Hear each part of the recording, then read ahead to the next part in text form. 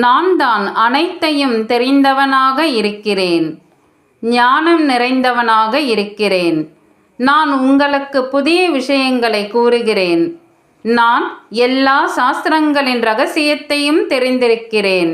என்னை அறிந்து கொள்வதன் மூலம் உங்களுக்கு அனைத்தும் புலப்படுகின்றன. நானே உண்மையாக இருக்கிறேன். நான் உங்களை பற்றிய உண்மையான ஞானத்தை அளிக்கிறேன். நான் உங்களுக்கு காலத்தை பற்றிய முதல், இடை, கடை நிலைகளை தெரியப்படுத்துகிறேன்.